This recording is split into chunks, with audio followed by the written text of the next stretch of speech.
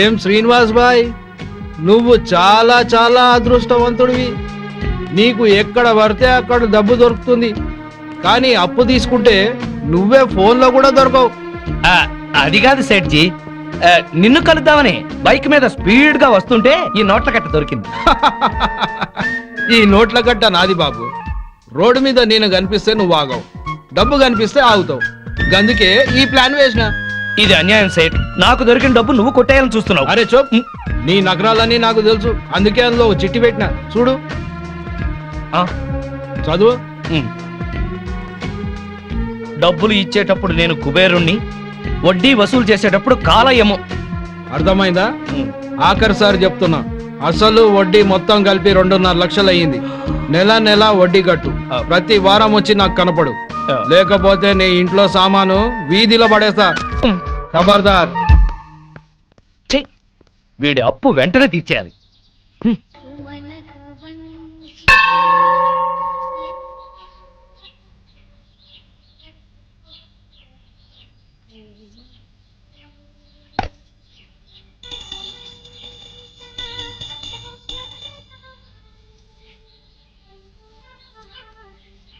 హే మంజుల,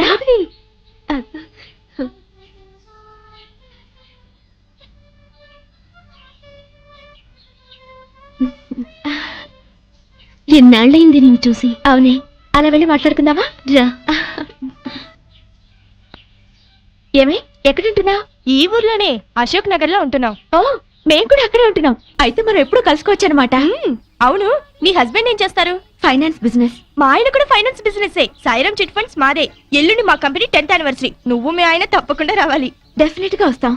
సరే పద, మీ ఇంటి దగ్గర దింపుతాను. అలాగే మీ ఇల్లు కూడా చూసినట్టుంటుంది. సరే. శ్రీనివాస్ సార్. రేపు మన chit fund company program grand గా జరిపించే బాధ్యత నీది. Yes sir. All VIP statewide గా ఉన్న కస్టమర్స్ వస్తున్నారు. మన ప్రోగ్రామ్ అందరి మనసులో గుర్తుండిపోవాలి. Okay sir. ఎస్, ఉదయం 10ంటికే స్టార్ట్ చేసి 12 కల్లా క్లోజ్ అయిపోవాలి. Okay sir. Okay okay. Seat wait. అందరికీ స్వాగతం. ఈ రోజు మా సాయిరామ్ చిట్ ఫండ్ కంపెనీ విజయపదంలో సాగుతుందంటే అందుకు కారణం మీరే. ఈ రోజు ఒక మామిడి టెంకని పాత పెడితే కొన్నేళ్ల తర్వాత వేలాది కాయల్ని కాస్తుంది.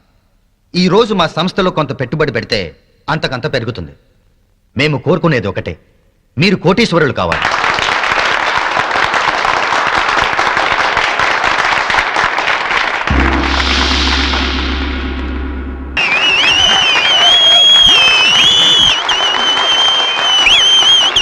ఈనాటి ముఖ్య అతిథులు కేంద్ర ఆర్థిక శాఖ కార్యదర్శి శ్రీ ఆర్ఆర్బి శాస్త్రి గారు మిస్టర్ శ్రీనివాస్ ని బుకేతో అభినందిస్తారు. Sir please. Srinivas, extraordinary, congratulations, keep it up. ఆయనే మా హస్బెండ్. ఆ శ్రీనివాస్ గారే మా ఆయన. రియలీ బాగుంది. మన ఇద్దరం క్లాస్మేట్స్. మన హస్బెండ్స్ ఇద్దరు బిజినెస్ మేట్స్. మీ ఆయన పర్ఫార్మెన్స్ అద్భుతంగా ఉంది. మా ఆయనే నాకు చెప్పలేదు ఇంత మంచి ప్రోగ్రాం ఉందని. ఉండు, ఆయన సంగతి చెప్తా. ఏం చేస్తావు? సరే, రేపు ఆదివారం మీ హస్బెండ్ ని తీసుకుని మా ఇంటికి డిన్నర్ కి రా. అప్పుడు మన ఇద్దరం క్లాస్మేట్స్ అని, మనం ఈ ప్రోగ్రాం చూసామని ఆయనకి చెప్పి సర్ప్రైజ్ చేస్తాను. Wow, wonderful, good idea. సరే అయితే బాయ్. బాయ్. ఫంక్షన్ బాగా జరిగిందండి.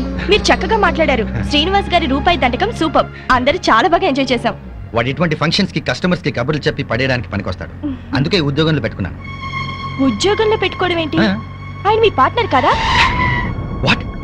వాడు నా పార్ట్నరా? అవును. నీకెవరు చెప్పారు? వాళ్ళ ఆవిడ నా ఫ్రెండ్ అండి, తనే చెప్పింది. I see. Sir. Shut up! Office car తీసుకెళ్లి సొంత కారని చెప్పుకుని వాడావు. ఇచ్చిన ఉద్యోగం అడ్డం పెట్టుకుని అప్పులు చేశావు. ఆ సేట్ ఎవడో వచ్చి ఆఫీస్ లో గొడవ చేసేలేడు. పైగా నా పార్ట్నర్ అని చెప్పుకుంటున్నావు. సిగ్గు లేకుండా నిలబడ్డామే. నీకు రావాల్సిన డబ్బు తీసుకుపో. పో. సార్, ఇంకొక ఛాన్స్. Get out!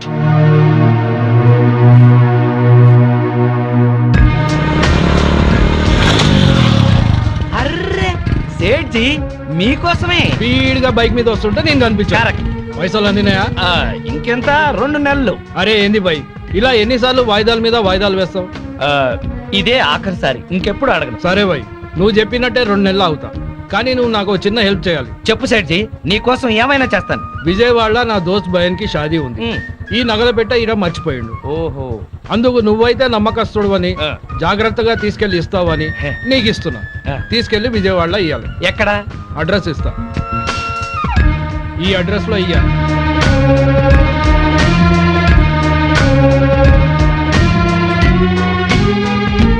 శుక్రియా బాయ్, షాదీకి వస్తానని చెప్పు. బాయ్. హలో మాధవి, ఆ, ఆఫీస్ పని మీద అర్జెంట్ గా బెజవాడ వెళ్తున్నాను. రాత్రికి ఇంటికి రాను, నువ్వు భోంచేసాయి. అలాగే రేపు పొద్దున్నే వచ్చేస్తారుగా? పొద్దున్నే వచ్చేస్తా.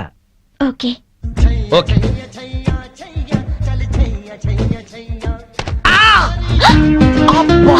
అయ్యో సారీ అండి. చల్లగా పిడుగు పడ్డట్టుంది. సారీ సారీ, ఉండండి ఊతాను. ఏంటి ఊదేది? నువ్వు పడేసిన నలక బాటిల్. సారీ అండి, పైన బ్యాగ్ పెడుతున్నాను, బాటిల్ జారీ. వద్దు, ఎక్స్ప్లెనేషన్ వద్దు. నా రెటీ నాకు ఏదైనా కావాలి, అప్పుడు చెప్తా మీ సంగతి. ఏం కాదండి, డోంట్ వరీ. మీరు ఎప్పుడైనా నేత్రదానం చేశారా? లేదండి. నా కంటికి ఏదైనా అవ్వాలి, మీ 2 కళ్ళలో ఒకటి దానం చేయాల్సి వస్తుంది. మీ కన్నుకి నా కన్ను హామీ, ఏం భయం లేదు. అయితే సరే. హే సీను, ఎవరు? నువ్వా? ప్రియా, నువ్వా? ఏంటి అల్లరి? చిన్నప్పటి నుంచి నువ్వు మారలేదా? అమ్మా తల్లి, 15 ఏళ్ల తర్వాత నిన్ను చూసి పోయిన కన్ను తిరిగి వచ్చినట్టయింది. పొరపాటున ఎవడో మెంటల్ గార్డ్ మీద బాటిల్ పడేశానని భయపడ్డాను. ఏం చేస్తున్నావు ఇప్పుడు? బిజినెస్ పెళ్ళైందా? అయింది. నువ్వు పెద్ద చీట్వి. ఏ? చిన్నప్పుడు నాకేం చెప్పావు? ఆ? అదే, మనము అమ్మ నాన్న ఆట ఆడుకునేటప్పుడు ఆ, పెద్దయ్యాక నన్నే పెళ్లి చేసుకుంటానని చెప్పేవాడు కదా నువ్వు. అవన్నీ నీకు బానే గుర్తున్నాయి. అంటే మన స్వీట్ మెమరీస్ అన్ని మర్చిపోయావు అన్నమాట. అసలు నువ్వేం బాయ్ ఫ్రెండ్ విరా బాబు. సరేలే గాని నువ్వేం చేస్తున్నావు? ఎంబీఏ పూర్తయింది, ఇక్కడే జాబ్ చేస్తున్నాను. అమ్మని ఊరి నుంచి తీసుకురావడానికని వెళ్తున్నాను. ఓ, నువ్వు రాగానే తప్పకుండా మా ఇంటికి రావాలే. ఇది మా ఇంటి అడ్రస్. ఓకే.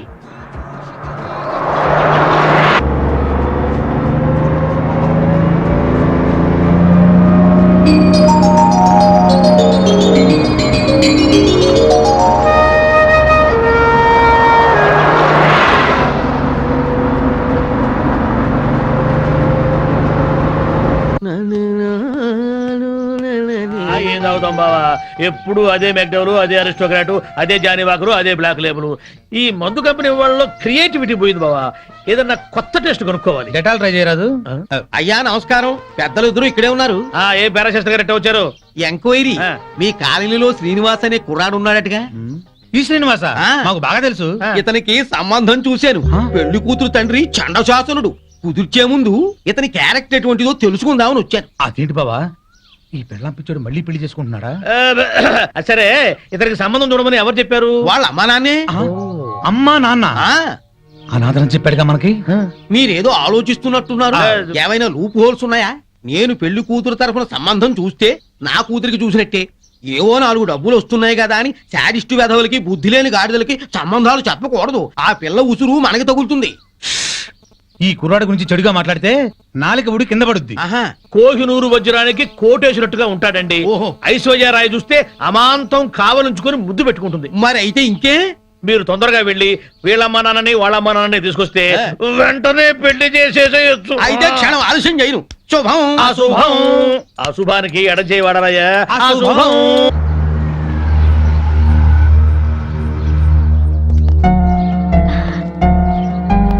రా మంజుల, నేనే నీకు ఫోన్ చేసి వద్దాం అనుకున్నాను.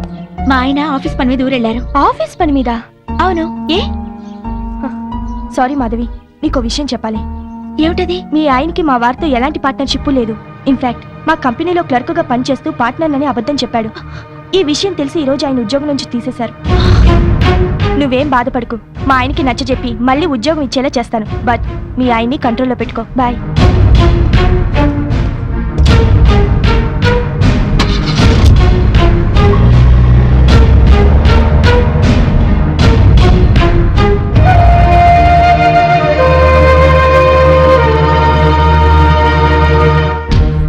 మీ ఆయనకి మా వారితో ఎలాంటి పార్ట్నర్షిప్ లేదు. ఇన్ఫాక్ట్ మా కంపెనీలో క్లర్క్ గా పనిచేస్తూ పార్ట్నర్ అని అబద్ధం చెప్పాడు.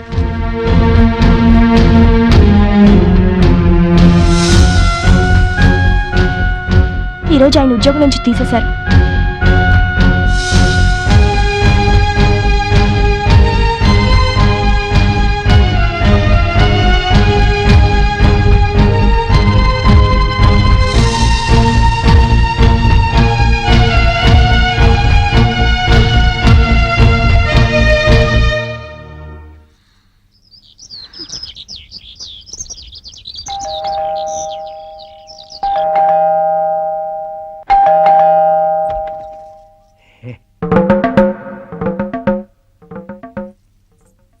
అనుకోకుండా ఊరెళ్ళాల్సి వచ్చింది. నీకు ఫోన్ చేశా కదా, అయినా అంత కోపమా? రాత్రి భోజనం చేసావా? నేను లేనని తినకుండా పడుకున్నావా?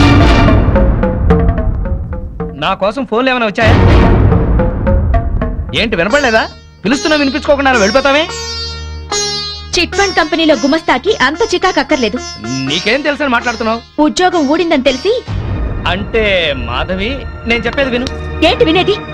ఎంతో ప్రేమగా నటించి ఎందుకలా మోసం చేశారు చెప్పండి.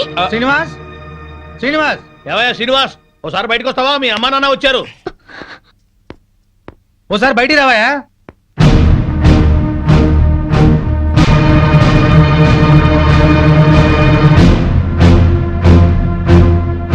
నీకు పెళ్లి కాలేదని ఎవరో పిల్లని కూడా వచ్చారయ్యా. ఏమిటి, ఇతనికి పెళ్ళయిందా? మాకు తెలిసి ఒకే పెళ్ళయింది, ఆవిడే ఆ ఒక్క పెళ్ళాం. ఏమిటి మీ అమ్మా నాన్న కూడా తెలియకుండా చేసుకున్నావా ఈ అమ్మాయిని? అవ్వా మా సంగతి తెలియక వాళ్ళు నీకేదో పెళ్లి సంబంధం తీసుకొచ్చారయ్యా. ఏంటండి ఈ నాటకం? మీ అమ్మా నాన్న దివిసీమ తుఫాన్లో చచ్చిపోయారని చెప్పి నన్ను పెళ్లి చేసుకున్నారు.